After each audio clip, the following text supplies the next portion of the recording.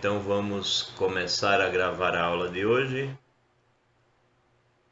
Vamos para o nosso texto principal aqui. Divisão euclidiana. Vamos falar sobre divisão euclidiana. Bem, aí ele diz aqui, veja um exemplo motivador. Eu tenho medo dessa palavra, né? Que às vezes a gente quer motivar e acaba desmotivando o cara que está estudando o negócio. Então ele diz assim, para comparar as medidas de dois segmentos associados aos números naturais A e B, e tomando B como referência, podemos considerar os sucessivos segmentos. Então, ele diz o segmento B, depois o segmento dobro, né, 2B, aí depois um segmento 3B, um segmento 4B, etc., até chegar no segmento QB, Q vezes B, e o próximo segmento, que seria o Q mais 1B. E aí ele pensa no A, entre o QB e o Q mais 1B. Aí ele diz aqui, se A não é múltiplo de B, então o segmento QB é o menor segmento que não ultrapassa o A. Então você tem o QB que é antes do A. Isto é, o A está entre o QB e o Q mais 1B. O Q mais 1B passa o A, o QB não passa. Então observemos que a existência de Q está garantida pela propriedade arquimediana, né? Que nós mostramos aqui, que ela diz exatamente isso. Ela diz que uma das características do conjunto dos números inteiros é essa, que se você pegar qualquer inteiro A, né, você pega o inteiro A qualquer, vai existir um inteiro Q, pertencente a Z também aqui, tal que quando você fizer o Q vezes, no caso para seguir a linguagem que a gente está usando aqui, vamos dizer que é o inteiro B, né? Você vai ter aqui o inteiro B, então vai existir um inteiro Q, tal que quando você fizer QB, esse QB vai passar do A, né? O QB vai ser maior ou igual que o A, isso qualquer que seja o A que eu pegar em Z. Então, se você me der um inteiro qualquer, 2, né? Um A e um B, eu consigo um terceiro inteiro que multiplica um deles de tal forma que o resultado fica maior ou igual que o outro. É isso que me garante essa propriedade arquimediana aqui, né? Que está lá na proposição, lá no 1.7. Bem, assim, pondo R igual a A menos QB, então você faz A menos QB, né, que é essa distânciazinha aqui, e você chama isso de R, temos que A vai ser igual a QB mais R. Né? Então é sempre possível fazer essa relação aqui, criar essa igualdade entre essa distânciazinha R e que é justamente a diferença entre o A e o QB. Né? E aí você tem que A vai ser igual a QB mais R, onde esse R, como é a distância do A até o QB, ele é menor do que o B, né? Porque a distância B seria do QB até o Q mais 1B. Ele é menor do que o B e ele é maior ou igual do que o zero se você considerar a possibilidade do A ser o QB, mas o A não ser o Q mais 1B. Então, o A é um cara menor do que o Q mais 1B e maior ou igual que o QB. Aí você tem que o R fica nessa condição aqui. Note que não é à toa. Estamos chamando Q porque a gente quer chamar isso de quociente. Tá? E estamos usando R porque a gente quer chamar isso de resto. Ou seja, na verdade o que acontece aqui é o seguinte, se eu pego a medida A, que viria daqui até chegar aqui, né? A medida A vem até aqui, e eu divido pela medida B, ou seja, eu conto quantas vezes cabe no segmento A, no segmento de tamanho A, o segmento de tamanho B, então cabe uma vez, cabe duas, cabe três, cabe QB vezes, e aí essa distânciazinha que fica sobrando do A aqui é o resto da divisão de A por B. Né? Então, quando eu divido A por B, eu tenho um quociente Q e um resto R. É isso que a gente está falando aqui.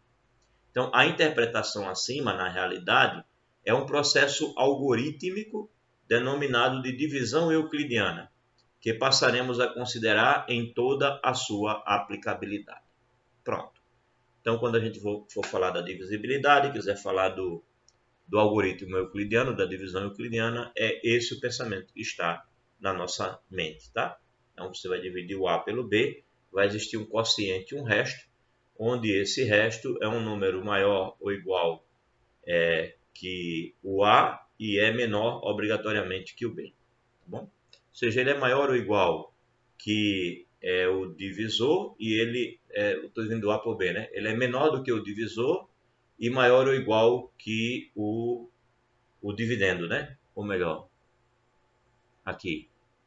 Não, perdão. Ele é maior ou igual logo que o zero e ele é menor do que o divisor. Obrigatoriamente menor do que o divisor. Assim é o resto, né? Maior ou igual que o zero e menor obrigatoriamente que o divisor. Ok. Então tá aí. Essa é a ideia do algoritmo da divisão. Então vamos lá. Teorema. Colocar isso na forma de teorema. Dados A e B inteiros, o B não pode ser zero, porque ele vai ser o divisor.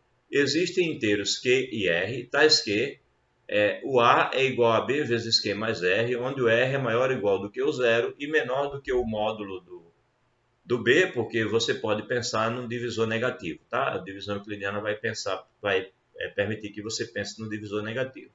Então, como R é um cara maior ou igual do que zero, o R você quer obrigatoriamente que ele seja um número positivo, tá? Sempre vamos pensar no R sendo positivo. O B é que pode ser negativo, mas o R não.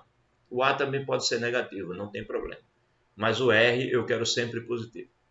Então, além disso, os inteiros Q e R são unicamente determinados pelas condições anteriores, né?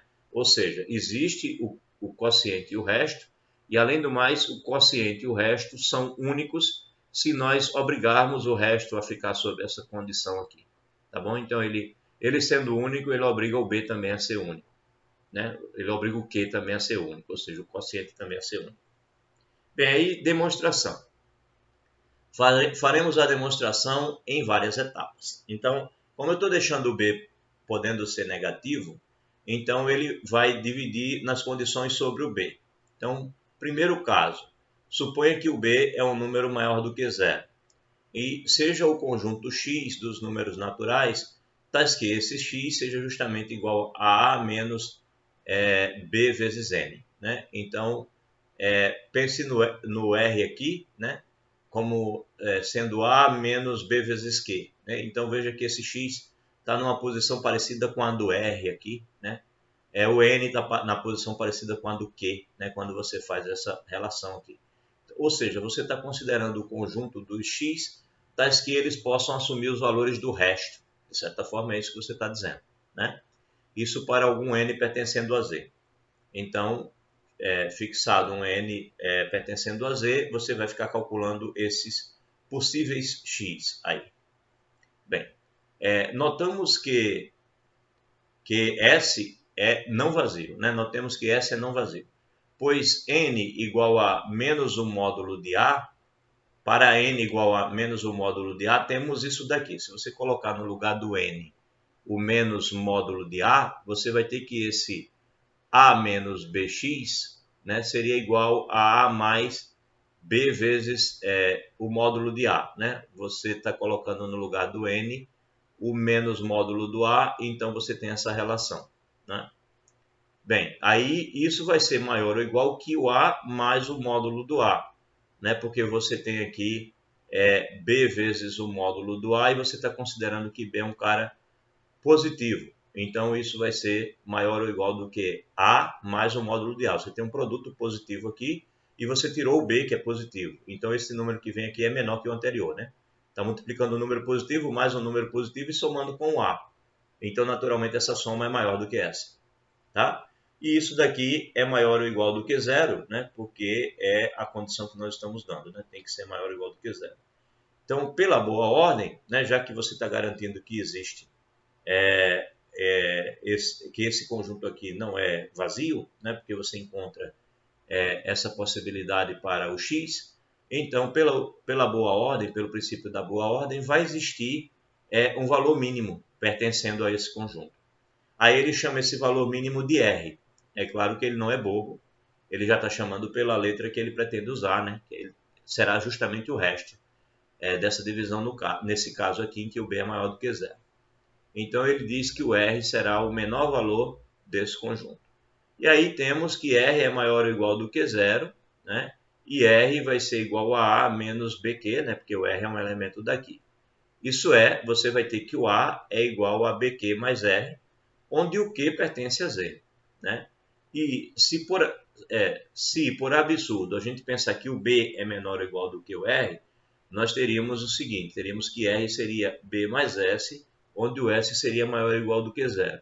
Mas como nós temos que o B é maior do que zero, teremos que o S seria menor do que o R. Portanto, o S não pertenceria ao S. Bem, mas por outro lado, o que é o S? Né? O S é exatamente o R menos o B, né? Que é exatamente o A menos o BQ, que é o nosso R, né? O R é o A menos o BQ, está aqui o R, menos o B, né? Então, R menos B é A menos BQ, que é o R, menos o B, né? E isso daqui, quando você coloca o B em evidência, você tem que isso seria A menos o BQ mais 1. Bem, mas aí isso faria com que o S pertencesse ao conjunto S, né? Você conseguiu escrever o S como sendo A menos B vezes um número natural, né? Então, você acabou de dizer que o S é um elemento do S, né? Logo, S pertence a S. E aí a gente chegou a uma contradição porque a gente está considerando S não pertencendo a S. Então, a contradição surge exatamente quando você considera que esse conjunto daqui ele é não vazio, tá certo? E aí a gente tem o resultado, ou seja, existem de fato o B e o R, tal que o R esteja maior ou igual do que o zero e menor do que o módulo do B. Tá bom? Então está demonstrado. Não, desculpe, eu falei que o absurdo é ele não ser vazio. Não, o absurdo é aqui, desculpe aqui, ó. Se por absurdo o B for menor ou igual do que o R. Eu estou provando por absurdo que o R ele tem que ser, eu estou provando por absurdo isso aqui, que ele é menor do que o módulo de B. E o B é maior do que zero, então o módulo de B é o próprio B. Então eu estou supondo por absurdo é isso aqui, né? Então a contradição que nós chegamos não diz que isso é não vazio, não, pelo contrário, isso daqui tem os elementos. O que o absurdo mostrou, que não pode ser verdade, é que o R seja maior ou igual do que o B. Então, consequentemente, o R é menor do que o B. E como o B é positivo, o R é menor do que o módulo de B. Agora está certo, tá? Nós provamos a existência e provamos também que o R tem que ser menor do que o B, ou menor do que o módulo de B, porque o B aqui é positivo. Ok, tá. Então a existência está provada e o fato de que o R obedece essa condição também. Ok? Aí vamos para o caso 2. Alguém tentou entrar na sala? Está tentando? Ana Paula. Ok. Então usamos de novo uma demonstração por absurdo, usamos o princípio da boa ordenação para provar a existência do Q e do R, né? Sob essa circunstância em que o B seja maior do que zero. E o R cumprindo essa obrigação.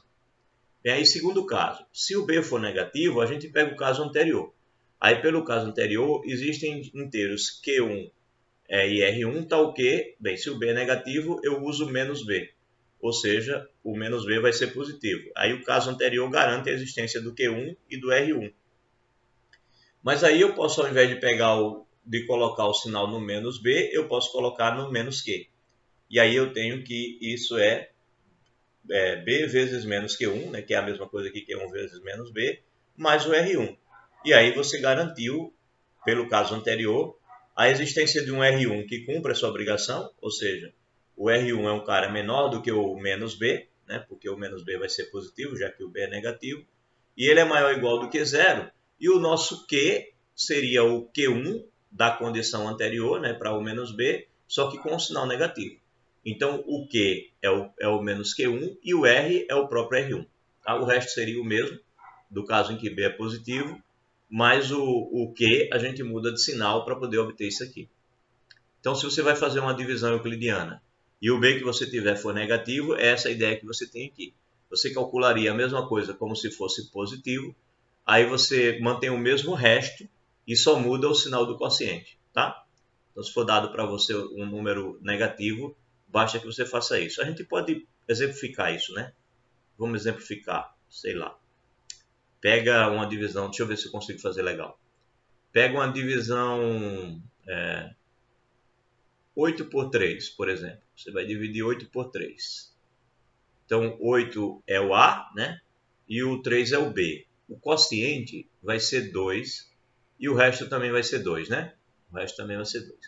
Então, você tem que 8, que é o A, ele é igual ao, vamos escrevendo isso, ó, A igual a BQ mais R, né? O B é o 3, o quociente é o 2 e o R é o 2. Aí ele está dizendo agora o seguinte, E se o B for negativo, ou seja, se eu, ao invés de estar dividindo 8 pelo 3, eu estiver dividindo 8 pelo menos 3.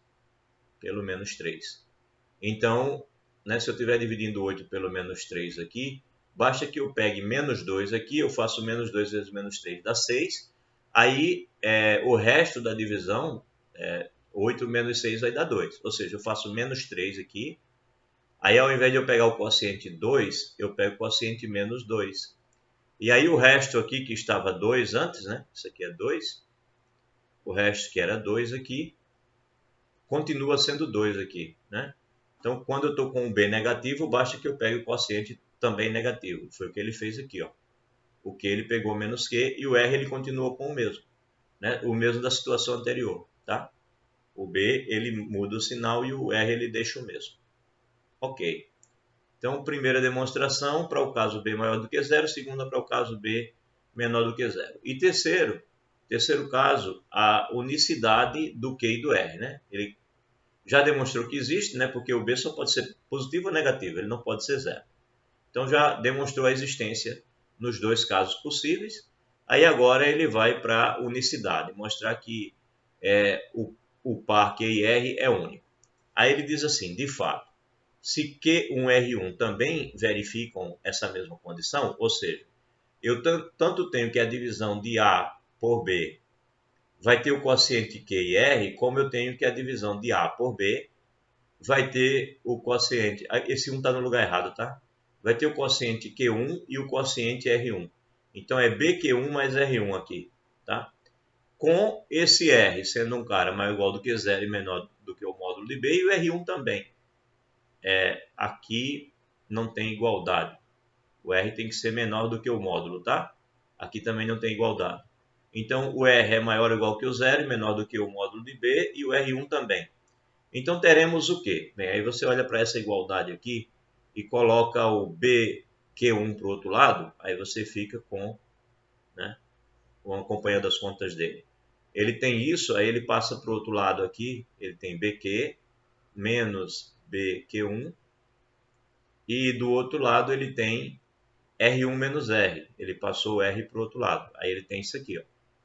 Ele coloca o B em evidência, aí ele tem B vezes Q menos Q1, né?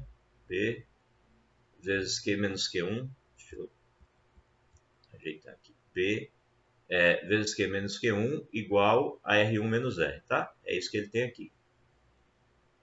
Ele fez passando esses caras para o outro lado.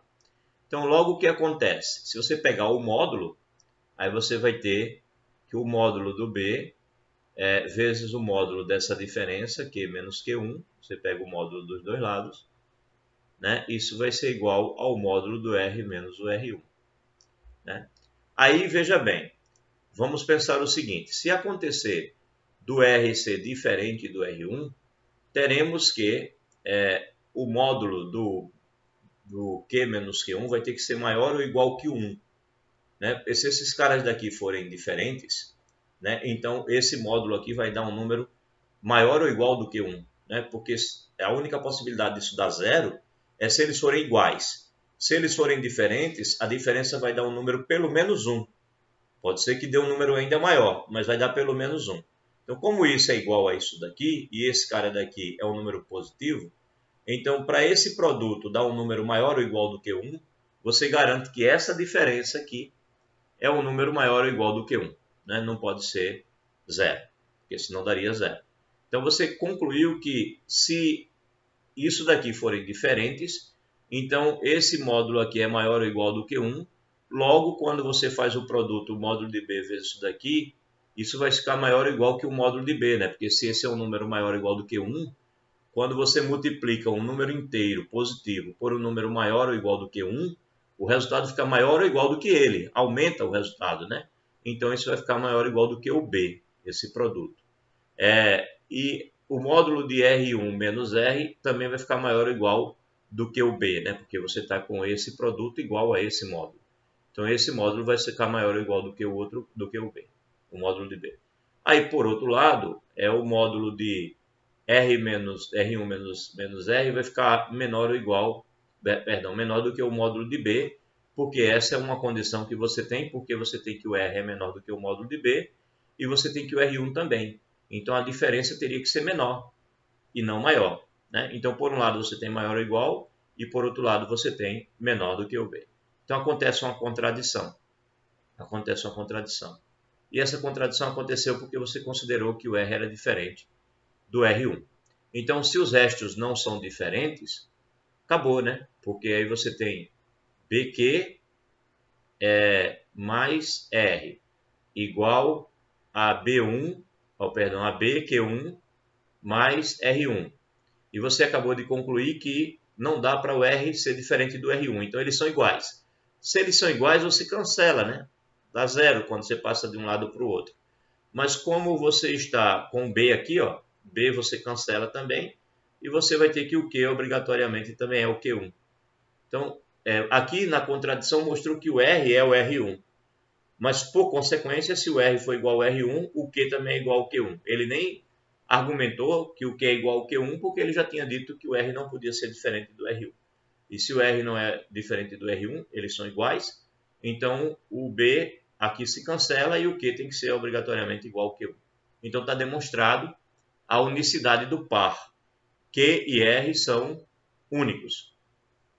Então, nas condições do teorema acima, os números Q e R, respectivamente, denominados quociente e resto da divisão euclidiana de A por B, é esse o nome que a gente dá.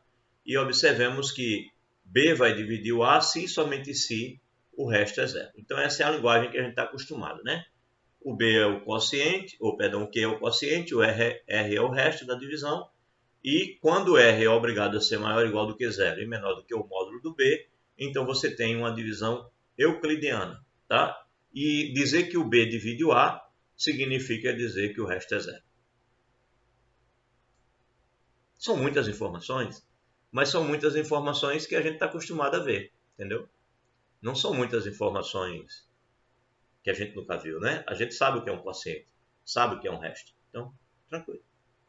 Agora, a gente está obrigando o resto a ser maior ou igual do que zero e menor do que o módulo de B.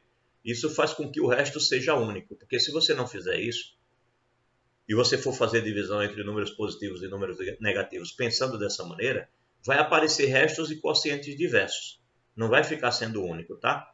Então, para ser único, é preciso que você obrigue que o R seja maior ou igual do que o zero e menor do que o módulo do B.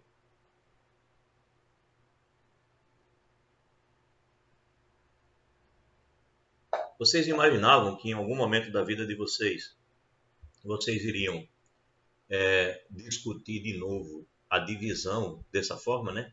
Dividendo, divisor, quociente, resto?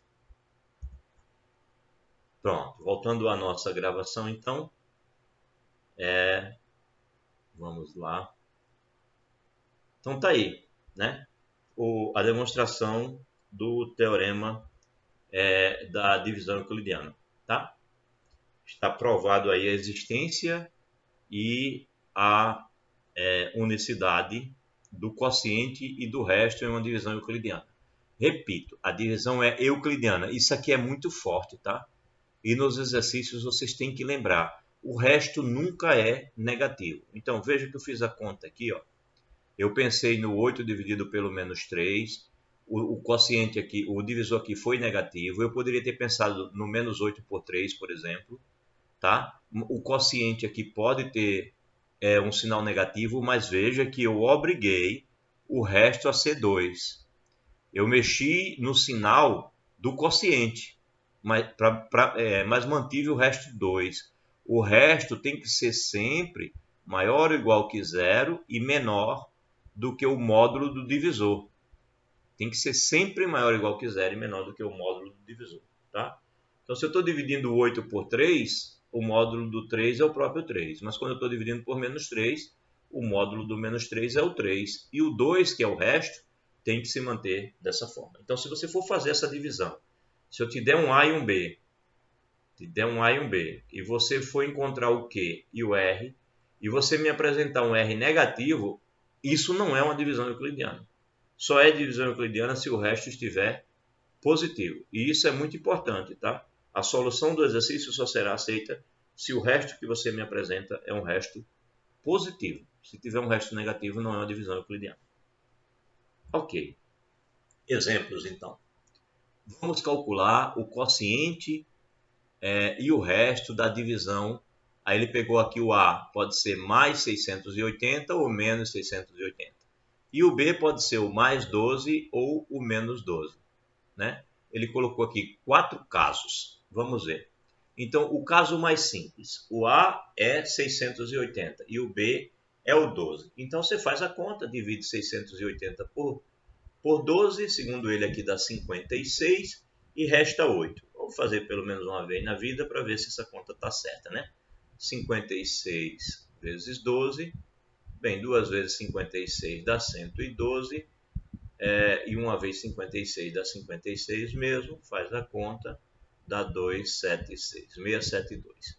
Aí você vai somar ainda mais 8, então esse negócio vai dar 680? 680. É o que eu quero que dê, né? Então tá certo. Essa conta tá certa. Então se eu te dou 680 e te dou 12, te dou o A e te dou o B, né? Você encontra o quociente 56 e o resto 8. E essa divisão é euclidiana por quê? Porque o resto 8 é maior ou igual que o zero e ele é menor do que o módulo do divisor, que é 12. Então, perfeito. Isso é o resultado dessa divisão euclidiana. Né?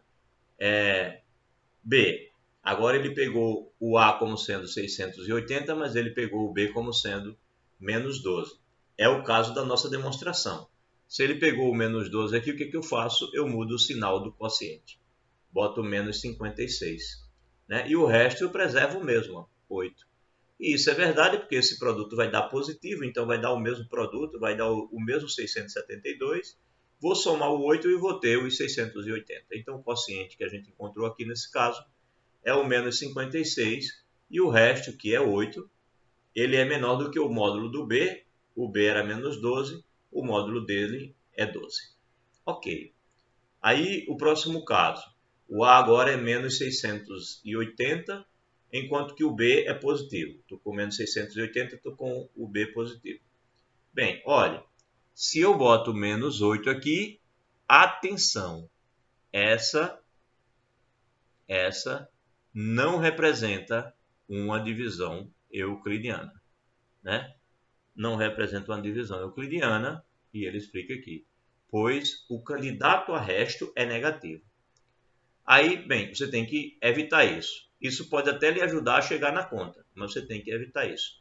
Então, como é que você vai evitar isso? Então, para contornar essa dificuldade, vamos somar e subtrair o 12. Então, uma estratégia para você se livrar desse problema é, você teria o mesmo 56 e o menos 8, né? Só que aí você não pode ter menos 8, então o que você faz? Você tem menos 180 igual a 12 vezes menos 56 menos 8, aí você subtrai o 12 e soma o 12. Ou seja, você pega esse quociente aqui, tira uma vez e coloca de novo. Você não alterou nada, né? A igualdade continua valendo. Só que aí você tem a maldade, né? Você tem a maldade de associar isso de uma maneira diferente. Então, ao invés de você fazer 12 vezes o menos 56 aqui, você tem uma outra vez menos 12 aqui, né? Então, o que você faz? Você coloca 12 vezes menos 57, ou seja, uma vez a mais. Então, se aqui tinha 12 vezes menos 56, mais uma vez o menos 12, né? Porque isso daqui é 56 vezes menos 12, é a mesma coisa. Então, você tem mais uma vez o menos 12. Ou seja, é como se você tivesse aqui menos 12 vezes 56, e aqui você tem menos 12, aí você coloca o menos 12 em evidência. Então, você tem menos 57 vezes o 12. Mas quando você faz isso, aí essa soma aqui sobra, né? Mais 12 e menos 8 você não usou. Só que 12 menos 8 é 4, e 4 é positivo. Então você encontrou aqui um quociente, né? Você acabou de escrever menos 680 como sendo 12 vezes o menos 57 mais 4. Aí sim, esse é o nosso divisor, esse é o nosso quociente. E o resto agora está certo, porque o resto é um cara maior ou igual que o zero e menor do que o módulo do divisor. Como o divisor é 12, então o módulo dele é 12. Ok? Então, não deixe o resto negativo. faça com que apareça o resto positivo. Tá? Então está aqui, quociente é menos 57 e resto é 4. Tá? Bem, o último caso é quando você tem os dois negativos. Bem, quando os dois são negativos, não fica tão difícil, porque já aparece aqui o resto facilmente. Né? Você vai ter menos 680, os mesmos 57 do caso anterior. Aí você deixa o sinal agora aqui no menos 12, né? E você vai ter mais 4, tá bom? Porque já que o 12 já era negativo mesmo, aparece 57 aqui mais 4.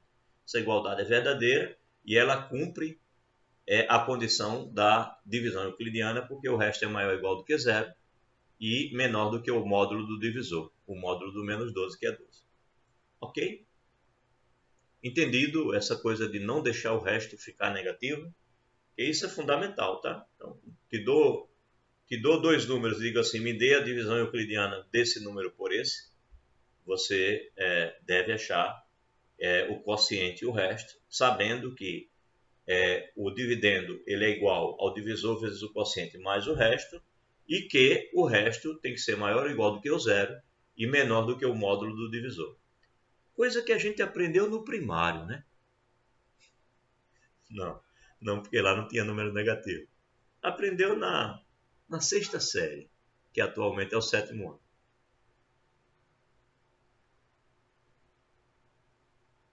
A única condição diferente aqui é que eu estou dizendo a você que não pode dar resto negativo. É só isso.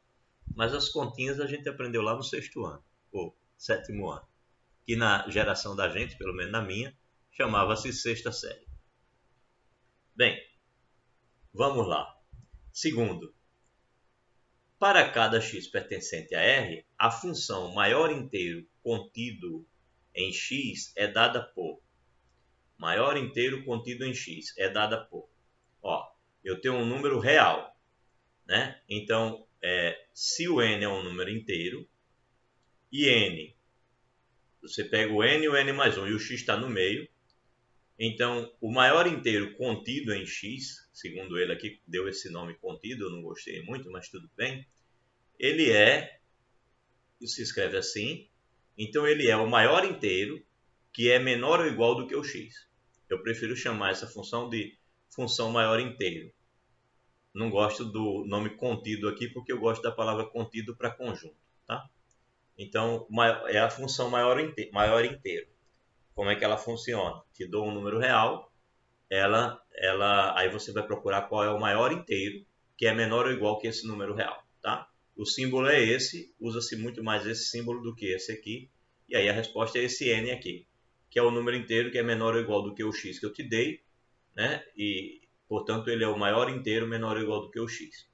Bem, aí aqui, se b é maior do que zero, é um inteiro, considerando essa divisão euclidiana, né? A igual a q vezes b mais r, o r é um inteiro que é maior ou igual do que o zero e menor do que o b, então temos que o maior inteiro, o q, né, esse quociente aqui, ele é o maior inteiro da divisão de a por b. Ele é o maior inteiro da divisão de a por b. Então, quando você divide o a por b, vai dar daria um número real, né? Ou seja, não daria um número inteiro, mas ele vai ser do tipo Q mais alguma coisinha. Q mais uma parte decimal, né? Então, o Q é o maior inteiro menor ou igual que a divisão de a por b. Então, aqui ele diz, de fato, a por b, né? Você tem que a é igual a QB mais R. Se você divide por B, todo mundo vai ficar A sobre B igual a QB sobre B mais R sobre B. Aí você cancela esse B com esse B e você tem que A sobre B é igual a Q mais R sobre B. É o que está escrito aqui. Q mais R sobre B. Onde R sobre B é um número racional, né? Tal que R é inteiro, B é inteiro, então é um número racional. Tal que esse R sobre B vai ser maior ou igual do que o zero e menor do que o 1. Por quê? Porque o R é um cara maior ou igual que o zero e menor do que o B. Então, se você dividir todo mundo por B, você vai ter zero, vai ter R sobre B e vai ter 1. Aqui não é menor ou igual, aqui é só menor. Menor do que B. Então aqui fica menor do que 1. É o que ele está dizendo aqui. Que o R sobre B vai ser maior ou igual do que o 0 e menor do que 1. Segue então que, bem, você tem que o Q é menor ou igual do que o A sobre B, que por sua vez é A sobre B é Q mais R sobre B, e que por sua vez vai ser menor do que o Q mais 1. Ou seja, o Q é um cara que fica o Q é um cara que é menor ou igual do que isso daqui e que isso é menor do que o Q mais 1. Ou seja, na verdade, o A sobre B, é isso que eu estou dizendo, né? O A sobre B, ele é maior ou igual do que o Q e ele é menor do que o Q mais 1. Essa desigualdade aqui é porque o R sobre B é menor do que o 1, portanto, se eu substituo R sobre B por 1, Q mais R sobre B fica menor do que Q mais 1. E do lado de cá, o A sobre B é maior ou igual do que o Q, porque nós temos aqui que o A sobre B ele é Q mais alguma coisa. Então, A sobre B é maior ou igual que o Q. Tá? Então, de fato, o que você acabou de descobrir, né? O que está escrito aqui, tirando essa escrita que ficou pesada, o que você está dizendo aí é que o A sobre B ele é maior ou igual que o Q, mas ele é menor, estritamente menor, do que o Q mais 1. Isso significa dizer exatamente o que está nessa definição, que o A sobre B está numa posição X, né? Que é maior ou igual do que o Q e menor do que o Q mais 1. Então, o A sobre B, perdão, o Q, ele é o maior inteiro menor ou igual do que o A sobre B, que é o que a gente está dizendo aqui, ó, que é o maior inteiro menor ou igual do que A sobre B. É isso que significa essa igualdade. Então, aplicação.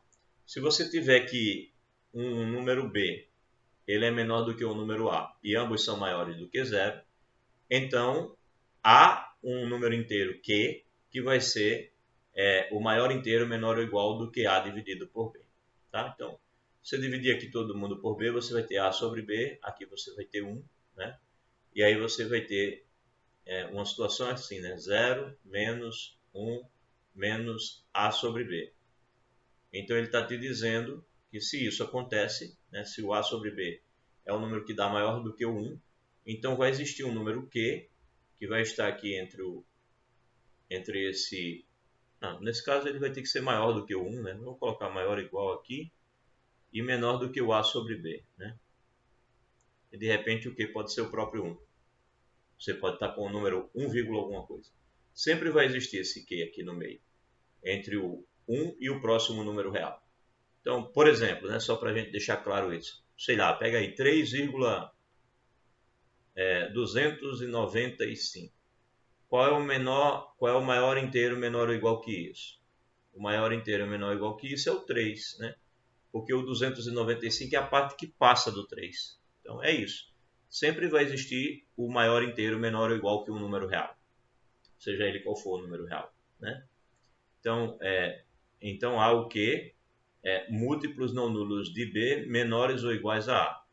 Então, por exemplo, entre 1 e 1000, há o maior inteiro de 1000 dividido por 7, que nesse caso 142 inteiros dividido por 7, né?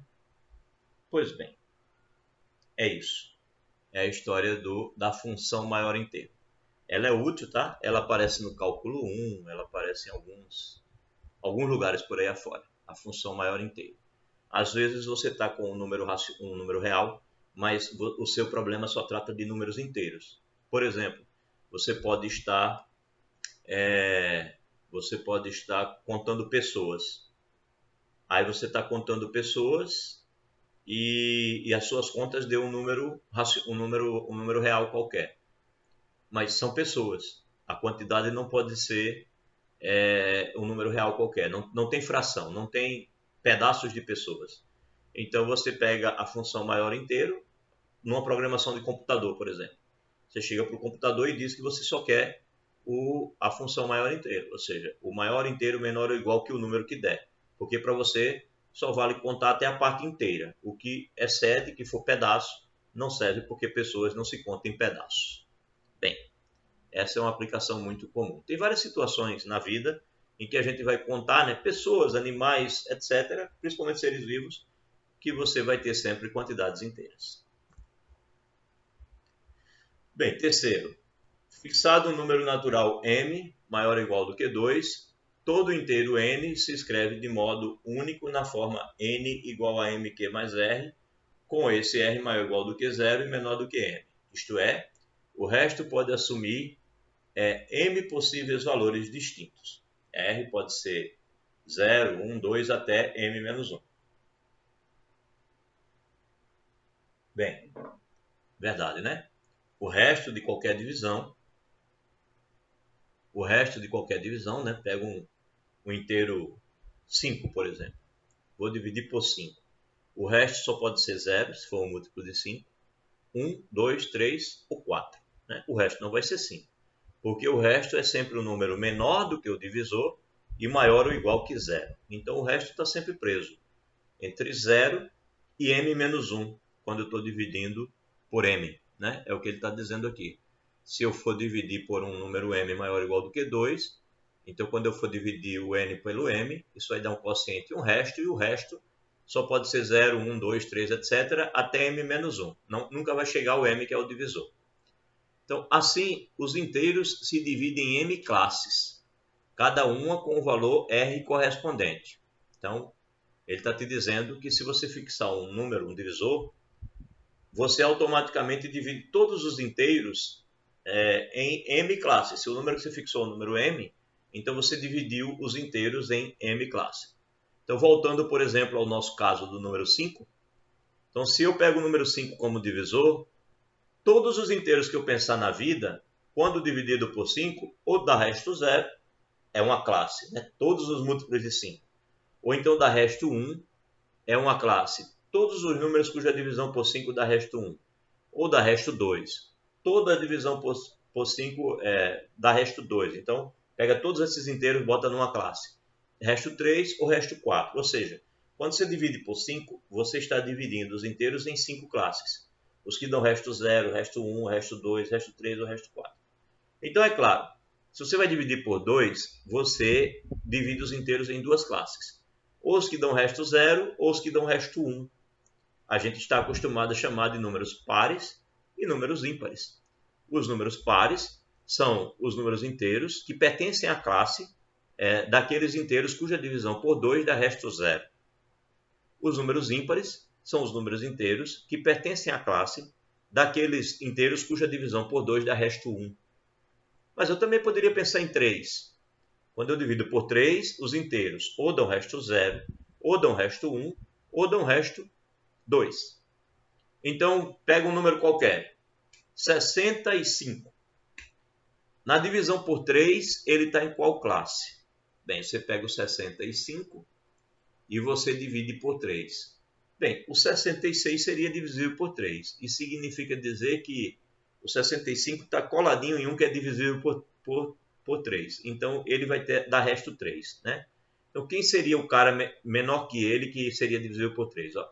65 não é. Né? Porque 6 e 5 dá 11, eu sei que para dividir por 3, quando eu somo, dá um número dividido por 3.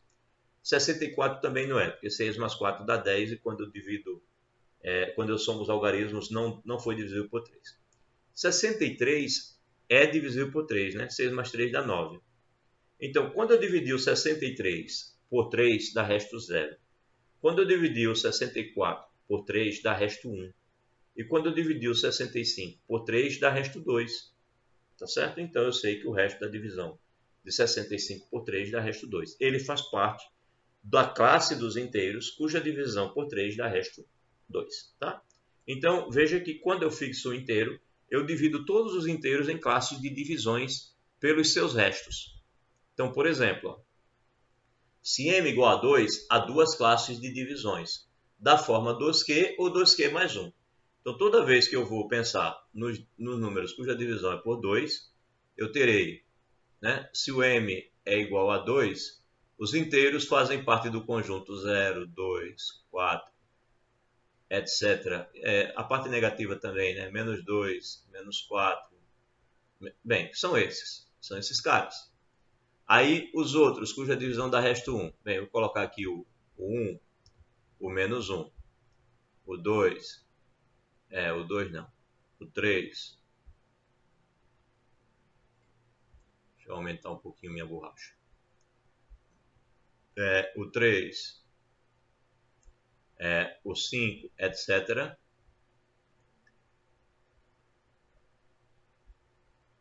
E na parte negativa,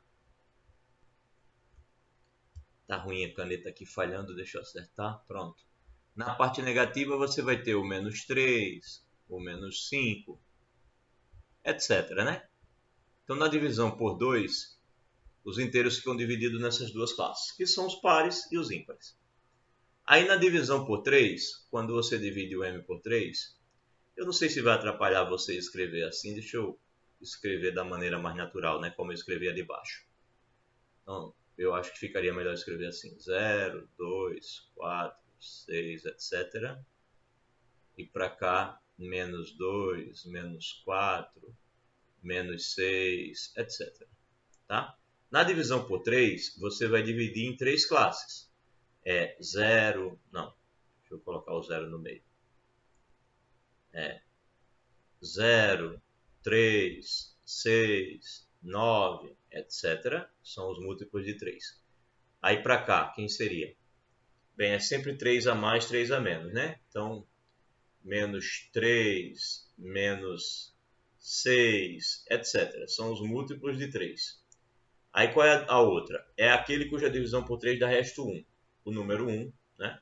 Se for dividir 1 por 3, o quociente dá 0, o resto é 1. Tá? Lembrando que o resto é sempre positivo. Então, continuando a mesma ideia, é o número 1, aí depois o número 4, o número 7, o número 10, é de 3 em 3, né? Todos esses a divisão dá resto 1. E para cá também é de 3 em 3, então eu tiro 3 aqui, vai dar menos 2, o menos 5 e assim por diante. Ó, se você for dividir, por exemplo, o menos 2 por 3, você vai ter que o resto tem que ser 1. Opa, resto 1. E quanto é que eu vou multiplicar aqui? Vou multiplicar isso por quanto? Eu vou multiplicar aqui por 1, tá? Ó, Por 1. quociente 1, obrigado. Quociente 1 e resto 1, porque 1 vezes 3, né? Você tem que... O menos 2, ele é igual a 3 vezes 1. 3 vezes 1. Menos, né? Menos 1, perdão. Aqui é menos 1. Eu disse 1. Alguém também disse 1 aí, eu não vi quem foi. Menos 1, né? Mais 1. Aqui no final mais 1. Pronto, agora está certo. Mais 1. O resto é 1 e o quociente é menos 1. Menos 1 vezes 3, menos 3, mais 1, menos 2. Pronto. Então veja que de fato na divisão do menos 2 por 3, o resto é 1. Então está aqui, ó. Essa é a classe dos caras cuja divisão por 3 dá resto 1. Bem, aí falta os cuja divisão por 3 dá resto 2. Quem seriam eles? Bem, o 2 sempre está lá, tá? O cara em módulo mesmo, ele sempre está lá. Então, se a divisão dá 0, o 0 está lá. Se a divisão dá 1, o 1 está lá. O 2 está lá e assim por diante. Então, agora é só somar mais 3. O 5, o 8, o 11 e assim por diante.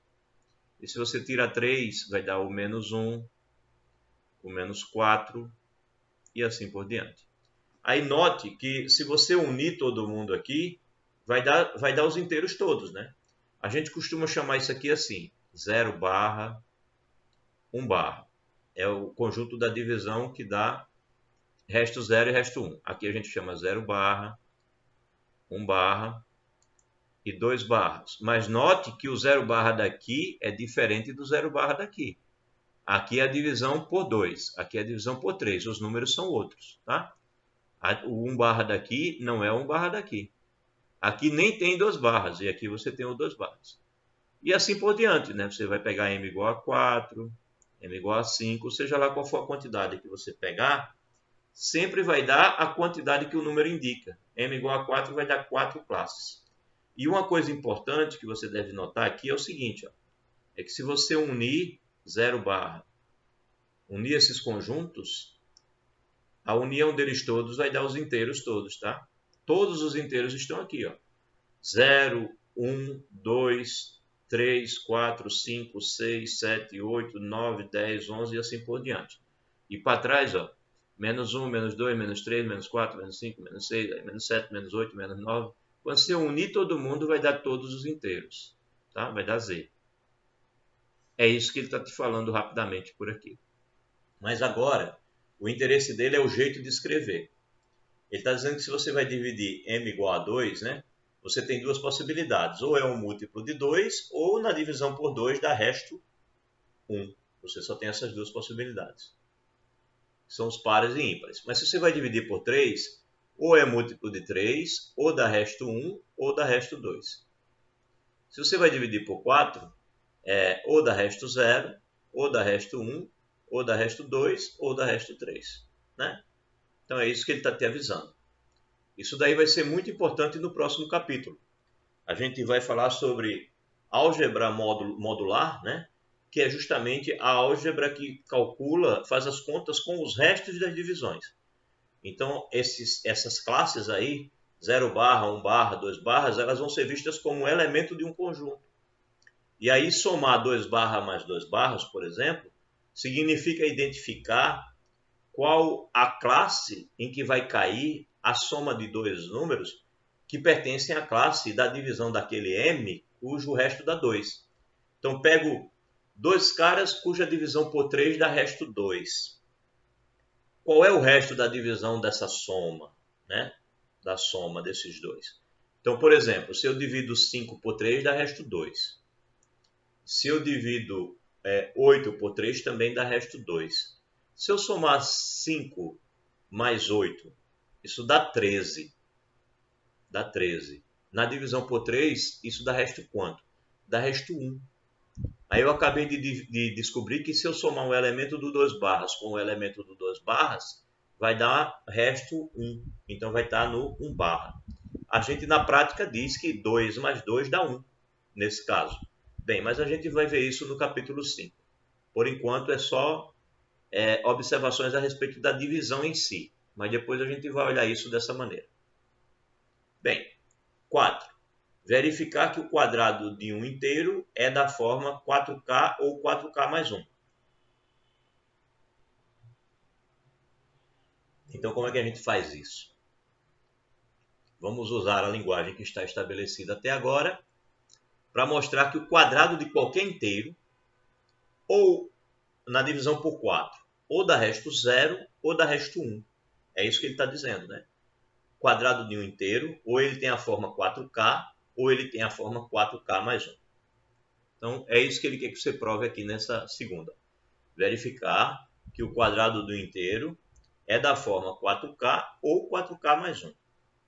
Então, basta observar cada uma das 4 classes do resto da divisão por 4. Então, quando você vai dividir por 4, ou o número tem a forma 4K, ou o número tem a forma 4K mais 1, ou 4K mais 2, ou 4K mais 3. Ele quer que você mostre que se for o quadrado, vai ter a forma 4K ou 4K mais 1. Então ele pegou o A igual a 4K, aí ele elevou ao quadrado, ficou 16Q2, né? Ele chamou o A de 4Q, onde Q naturalmente é um número inteiro, né? Ele está usando aqui Q inteiro. Então ele chamou o A de 4Q, portanto ele está pegando um A que está aqui na classe 4K, né? E aí ele faz 4Q ao quadrado, ele tem 16Q2. Ora, mas 16Q2 pode ser escrito, não gostei muito do jeito de escrever aqui, vamos fazer assim. 16Q2 pode ser escrito 4 vezes 4Q2. Né? 4 vezes 4Q2. E aí você vai e chama o 4Q2 de K. Então isso daqui é igual a isso daqui, tá? Então eu acrescentaria aqui no meio essa igualdade, né? Na verdade é aqui, né? Depois dessa aqui, pronto. Deixa eu ajeitar. Eu acrescentaria aqui, ó. Aqui onde você tem 16Q2, aqui antes dessa igualdade, aqui assim, eu colocaria isso igual a 16, ou melhor, 4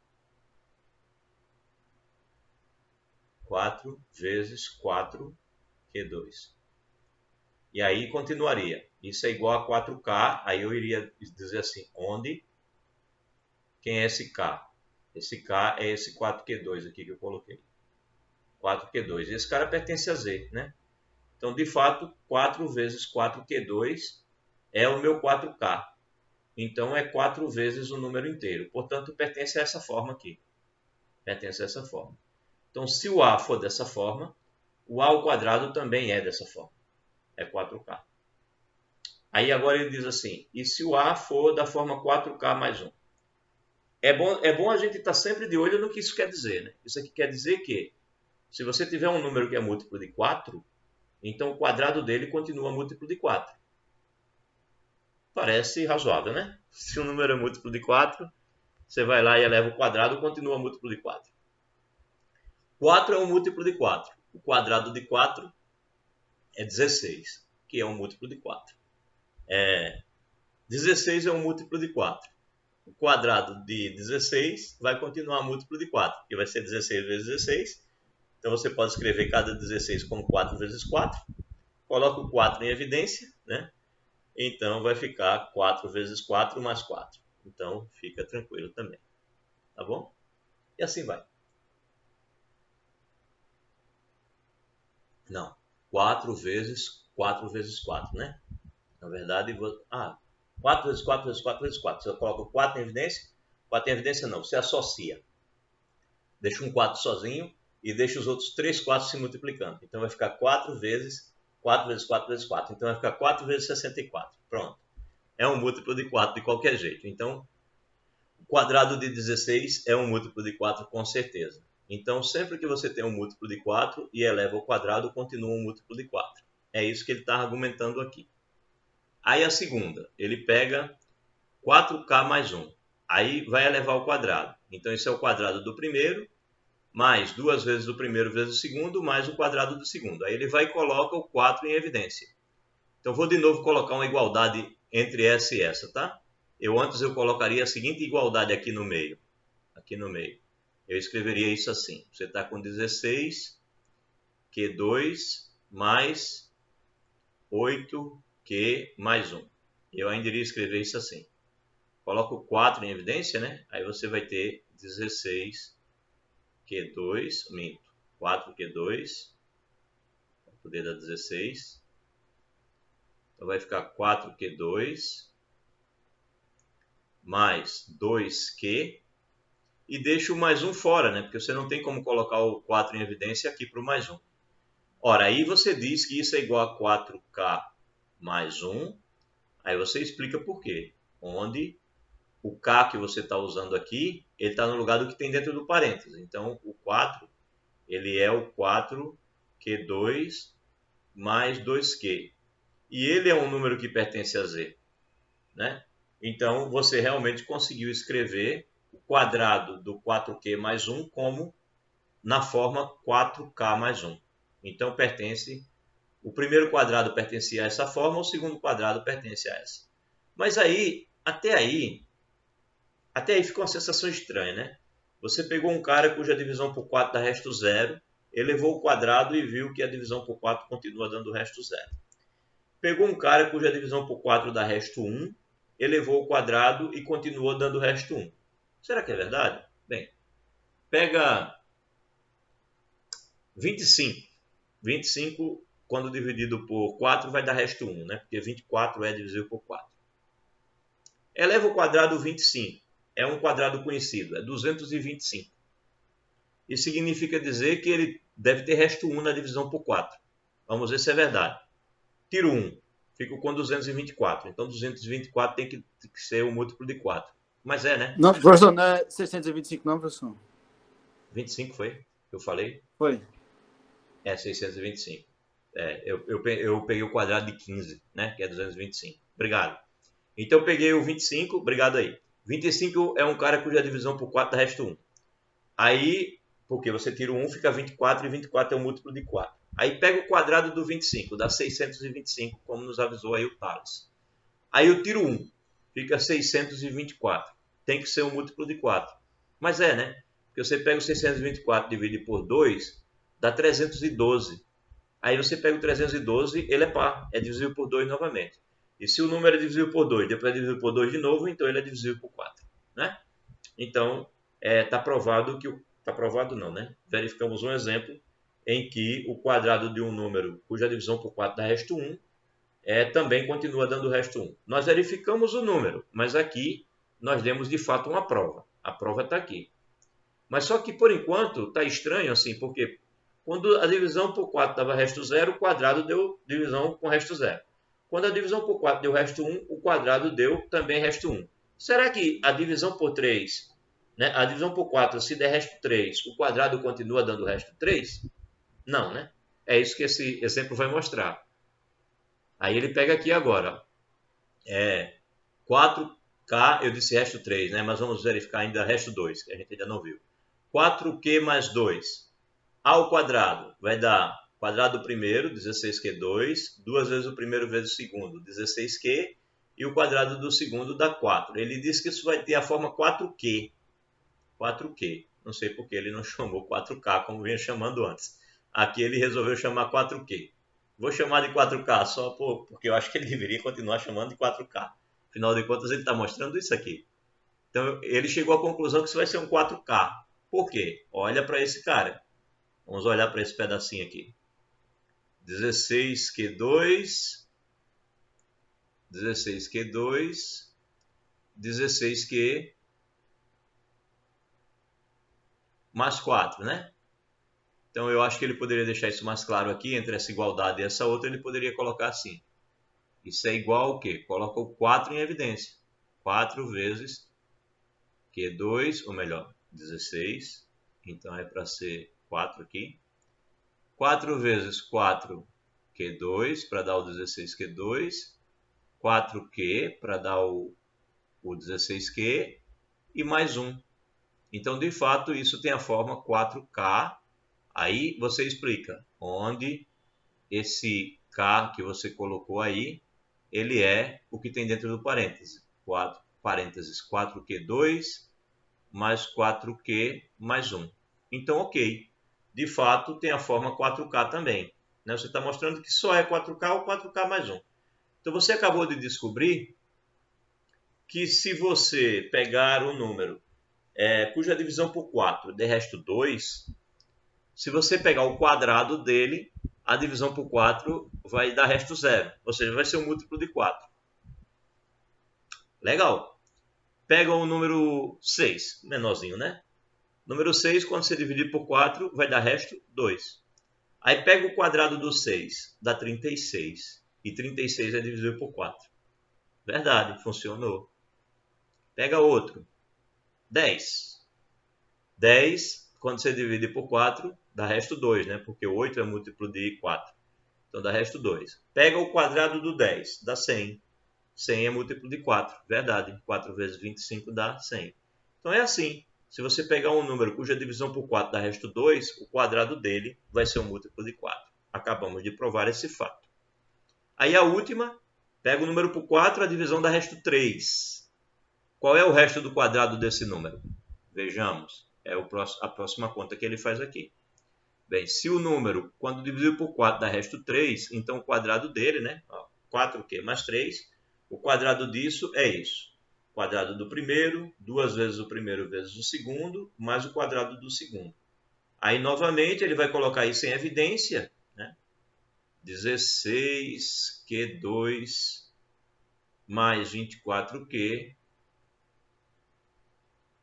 E aqui, mais 9. Mais 9.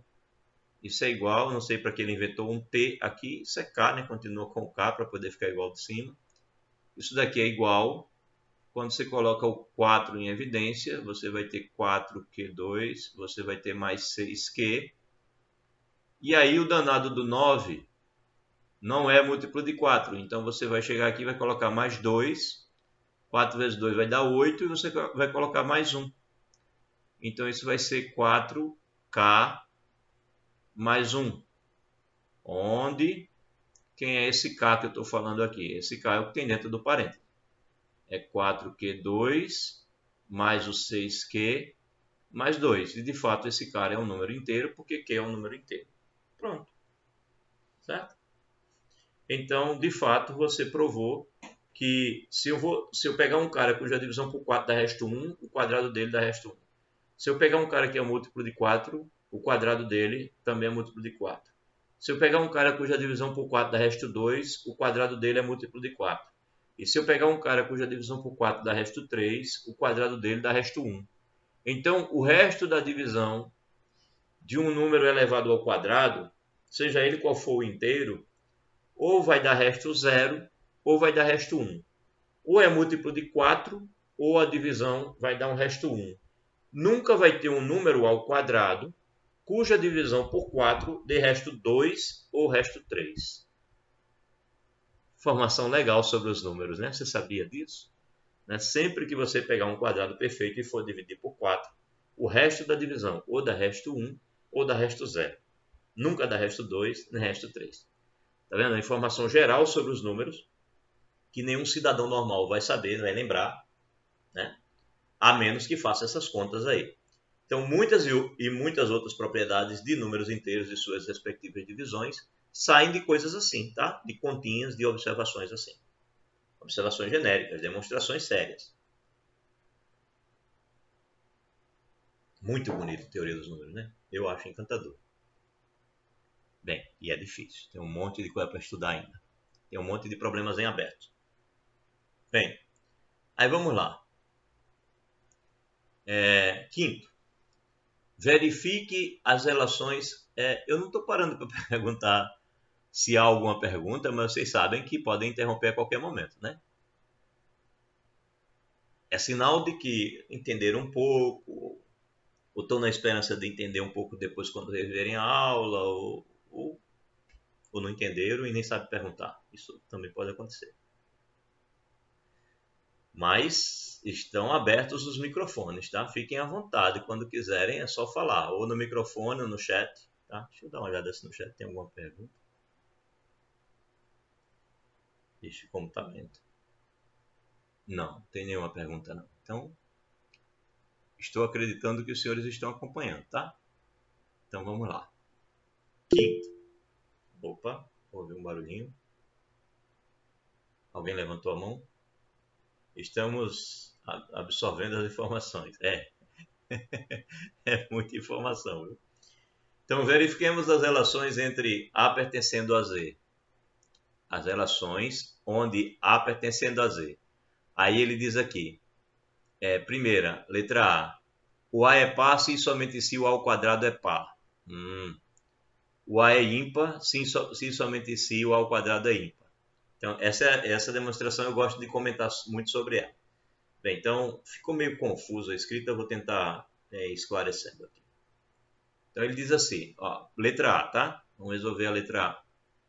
Então, na letra A, ele disse assim, né?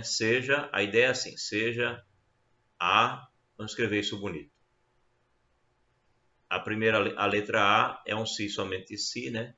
Cadê? Aqui, se somente se. A é par, se somente se A ao quadrado é par. Então, seja A par, né? Então, estou supondo que essa parte é verdadeira. Então, se o A é par, você escreve o A como sendo 2Q, com esse Q sendo um número inteiro. Pronto. Então, suponho que isso é verdade e escrevo ele como sendo o meu 2Q. É isso que ele fez aqui, ó. Tá? Aí, eu vou elevar esse P, esse A ao quadrado. Eu vou ter A ao quadrado igual a 2Q ao quadrado, né? Os três pontinhos ali, portanto, né? A ao quadrado é igual a 2Q ao quadrado, que é igual a 4, é igual a 4Q2. 4Q2. Ora, mas 4Q2 pode ser escrito como 2 vezes 2Q2, né? Pela associatividade. Ora, então eu posso dizer que isso é igual a um 2K, onde, quem é esse K que eu inventei aí? Esse K, ele é igual ao que está dentro do parênteses, ao 2Q2, né? E ele é um número inteiro. Ora, mas o que significa dizer que o A ao quadrado é 2K, onde K é um número inteiro? Significa dizer que o A quadrado é par. Então, portanto, A ao quadrado é par.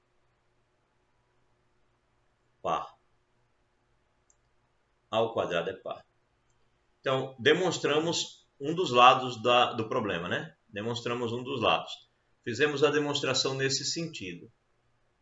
Consideramos esse lado aqui verdadeiro e provamos esse. Então, a demonstração não está terminada. Você precisa demonstrar o sentido contrário. Então, agora você vai demonstrar o sentido contrário. Então, agora qual seria o natural, né? Seja ao quadrado par. Então, qual seria o natural? Seria você fazer assim, né? Então, a ao quadrado é igual a 2q, né? Com q pertencendo a z. Isso seria o natural, né? Só que aí você vai fazer e a experiência vai lhe mostrar que não sai nem a pau. Pelo menos eu nunca consegui. Quem quiser continuar a demonstração nessa linha aí, que a gente chama de forma direta, né? Suponha que a hipótese é verdadeira e chegue lá na tese. No nosso caso, a hipótese verdadeira seria suponha o a quadrado par. E a sua tese é provar que o a é par, né?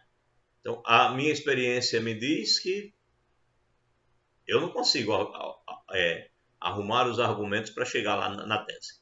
Então, como eu sei que não vai dar certo, eu vou mudar o jeito de demonstrar, mas eu estou fazendo isso para vocês terem a curiosidade de tentar fazer de forma direta.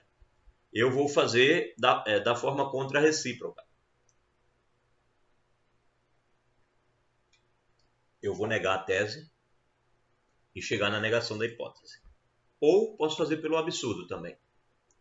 Posso negar a tese e supor que a hipótese é verdadeira. Bem, vamos lá. Bem, eu sei que desse jeito não vai sair. Então eu vou fazer assim. Eu vou supor, estou demonstrando isso, né? Essa é a minha hipótese, essa é a minha tese. Eu vou negar a minha tese, né? Suponha a quadrado, não minto, a tese é o a, né? Suponha a ímpar. Suponha a ímpar. Ou seja, eu estou negando a minha tese. Eu vou fazer pela contra-recíproca, tá? Se eu fosse fazer por absurdo, eu ia dizer, suponha que a é ímpar, mas a quadrado é par. Tá certo? Iria considerar a hipótese verdadeira. Mas eu vou ficar calado sobre a hipótese, vou supor que esse daqui é ímpar e vou chegar numa contradição a isso aqui. Vou chegar numa situação em que isso daqui vai ser falso também. Então, suponha a ímpar. Bem, então, A é igual a 2q mais 1, né? Ou seja, na divisão do A por 2, o quociente é um certo Q que não me importa qual é, mas eu vou ter um resto 1, né? Isso aqui eu quis dizer com Q pertencendo a Z, tá? Aqui, ó, com Q pertencendo a Z. Eu botei com QZ, né? Então, A igual a isso, eu vi na hora que fui escrever essa parte aqui, com o Q sendo um número inteiro, com Q pertencendo a Z. Pronto, ó, igualzinho, né? Só que agora eu estou supondo aqui A ímpar. Aí qual é a minha conclusão sobre o A quadrado? Quando eu olho para o A ao quadrado, eu vou ter 2Q mais 1 ao quadrado.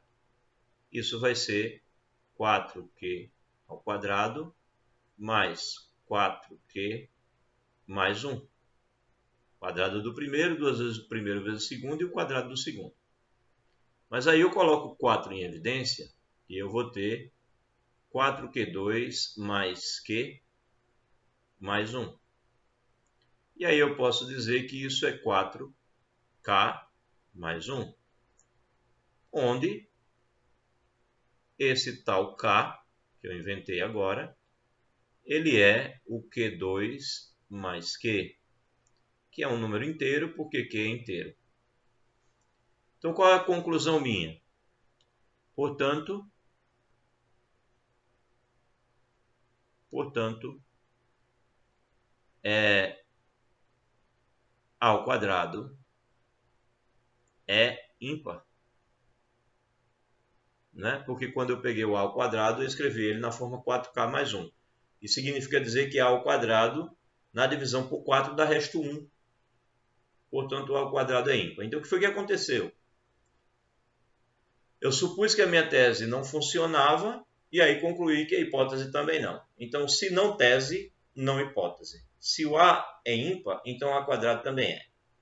E isso prova o que a gente queria, porque isso é equivalente a dizer que se vale a hipótese, vale a tese. Tá certo? Então, isto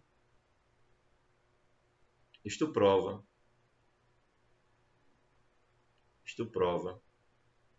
o que queríamos.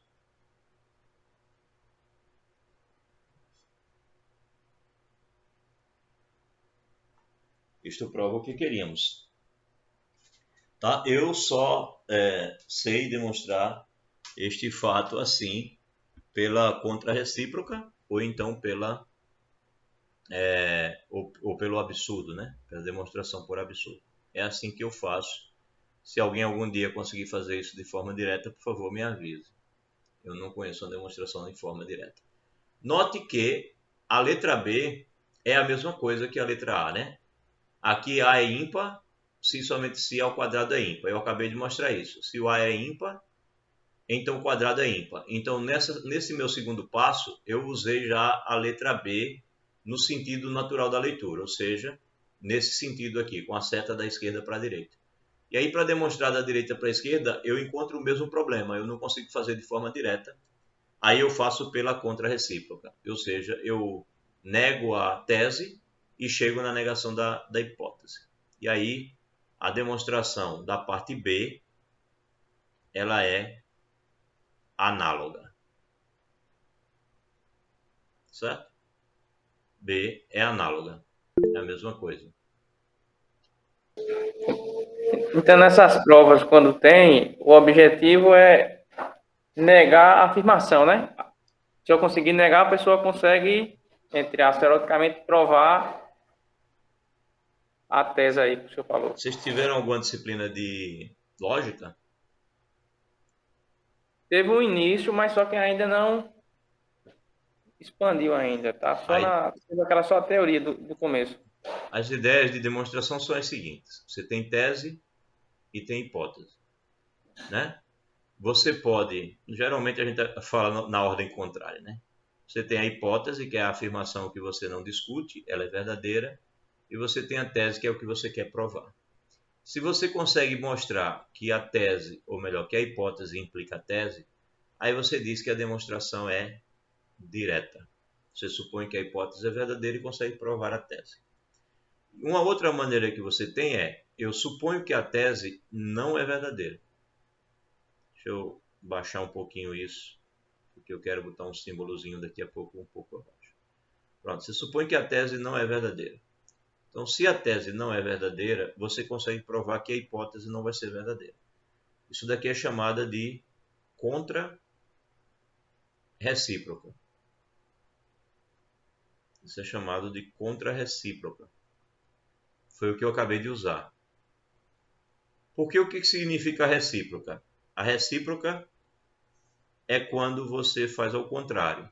Você pega a tese e prova que a hipótese é verdadeira. Ou seja, você transforma a tese em hipótese e a hipótese em tese. Aí isso é chamado de recíproca. Recíproca, né? Deixa eu ver.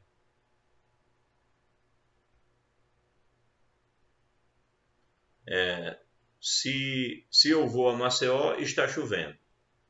Aí a recíproca seria, se está chovendo, eu vou a Maceió. Né? O que é hipótese vira tese e o que é tese vira hipótese. Isso é a recíproca. E aí o que é a contrarrecíproca? A não tese implica na não hipótese. Acontece que se você demonstrar isso, isso equivale a essa anterior. Isso equivale a essa anterior. Demonstrar assim ou demonstrar assim é a mesma coisa. Se isso for verdade, essa daqui também é verdade. Então, se a hipótese implica na tese, se isso é verdade, é a demonstração direta. Se a não hipótese implicar na não, se a não tese implicar na não hipótese, isso é a contra-recíproca.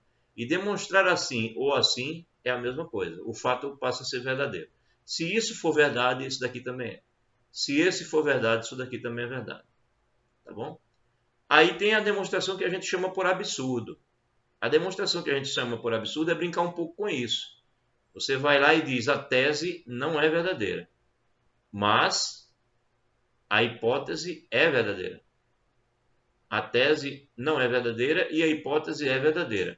E aí, quando você vai fazer a sua demonstração, você não encontra nada que vale a pena. O que aparece aqui é um absurdo.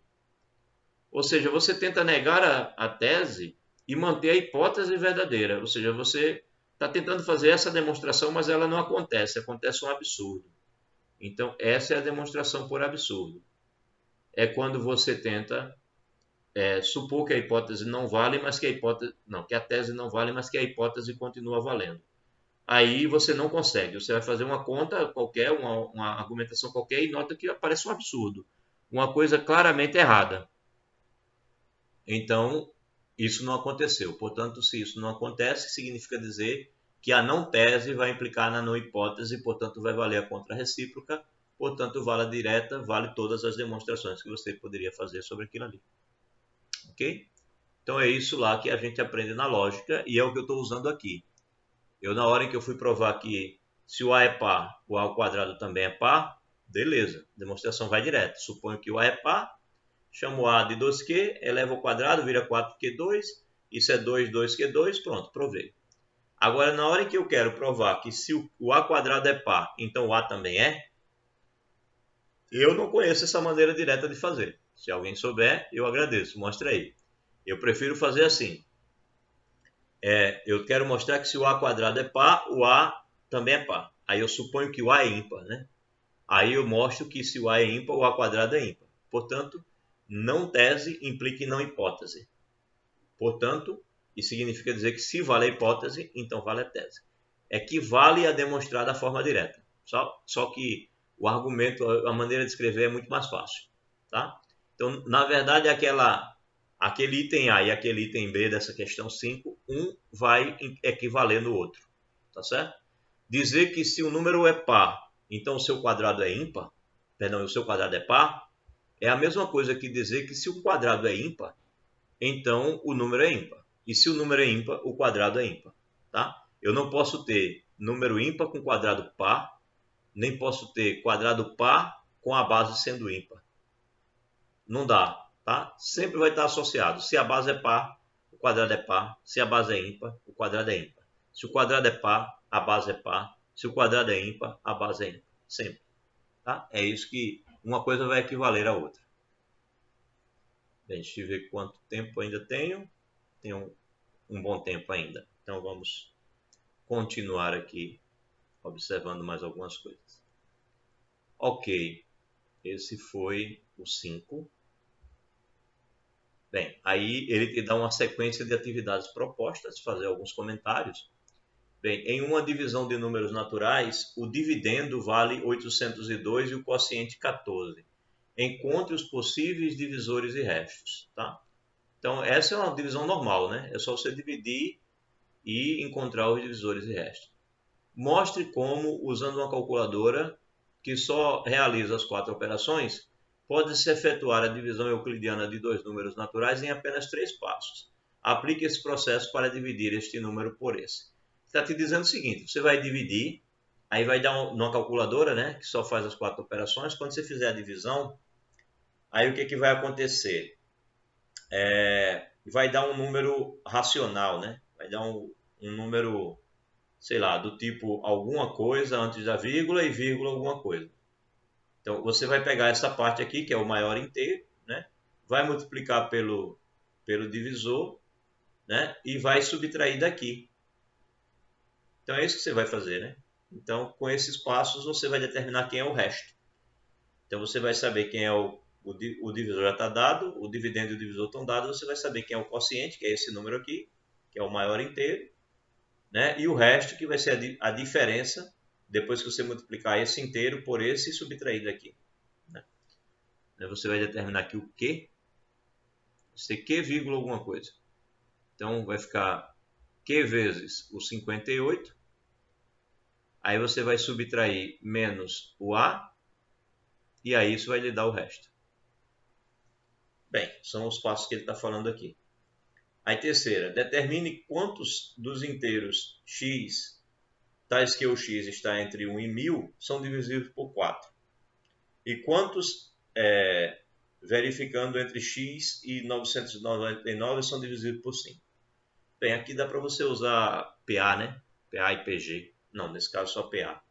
PA com razão 4, PA com razão 5, identifica o primeiro e assim por diante. Bem, 4. Use o algoritmo da divisão para verificar que todo inteiro ímpar é dessa forma. Então, se o inteiro é ímpar, você está pensando na divisão, vai pensar na divisão por 4. Aí tem que olhar como é que é o inteiro, né? E pensar na divisão por 4 para ver se vai dar resto 1 ou resto 3. O quadrado de um inteiro é da forma 3k ou 3k mais 1. Ou seja, todo inteiro, quando você divide por 3, todo inteiro que você pega o quadrado dele e vai dividir por 3, ou dá resto 0 ou dá resto 1. O cubo de um inteiro é, quando dividido por 9, ou dá resto 0, ou dá resto 1, ou dá resto 8. Prove isso. Se o inteiro A não é divisível por 3, então A ao quadrado deixa resto 1. Então, se pega um número A que não é divisível por 3, significa dizer que esse A, ou ele tem a forma 3k mais 1, ou ele tem a forma 3k mais 2. É isso que significa dizer que A é um inteiro não divisível por 3. Ou ele é desse jeito, ou ele é desse jeito. Então, o quadrado dele vai ter ou a forma 3k mais 1, ou a forma 3k mais... só vai ter resto 1, então, né? Então, A ao quadrado deixa resto 1 na divisão por 3. Então, só vai ter essa forma, o quadrado. Conclua que se 3 dividir A quadrado mais B quadrado, então A e B são divisíveis por 3. Né? Porque você vai concluir aqui que os quadrados aqui, quando você for dividir por 3, vai dar resto 1. Né? Você já vai ter concluído isso antes. Então, o 3 para dividir a soma, ele vai ter que dividir as parcelas, né? Porque ele é primo. Nesse caso, não foi dito isso ainda, mas ele vai ter que dividir as parcelas. Bem, você vai ter que descobrir isso nas suas contas. E aí, consequentemente, ele vai ter que dividir, né? A e B vão ter que ser divididos por 3. Bem, mostre que o produto de k números naturais consecutivos é divisível por k fatorial. Produto de k números fatoriais consecutivos é divisível por k fatorial. Está te dizendo que se você pegar 3 números fatoriais, 3 números quaisquer, inteiros consecutivos, sei lá, 1, 2 e 3, e você fizer o produto, vai dar 6, isso vai ser divisível por 3 fatorial. Então, mostre que o produto de k inteiros naturais consecutivos é divisível por k fatorial. Então, aqui deu 6, e quanto é que é o 3 fatorial? 6, pronto, é divisível. Pega 4 números, faz o produto, 4 inteiros consecutivos. Sei lá, 1 vezes 2, mas assim eu já estou fazendo o próprio fatorial, né? Pega 5, 6 e 7 e multiplica. 42 vezes 7, né? Não, 5 vezes 6, 30, 30 vezes 7, 210, 5, 6 e 7. 5 vezes 6, 30, 30 vezes 7. 210, né? Esse número é dividido por 3 fatorial, é dividido por 6? Bem, é par e é dividido por 3. Também é. Então 5, 6, 7 também é. Então, tranquilo, claro. Esse primeiro exemplo aqui não tinha sentido, né? Era o próprio fatorial. Bem, o que mais? Brinca aí com essa questão. Ok. Conclua que todo número inteiro n, para todo número inteiro n, o 6 divide isso e o 6 também divide isso. São contas para você fazer e brincar. Sistema de numeração. Vamos deixar o sistema de numeração para a próxima aula, porque já tem muita informação para vocês pensarem, exercícios para vocês fazerem. Então eu acho que vale a pena deixar para a próxima aula.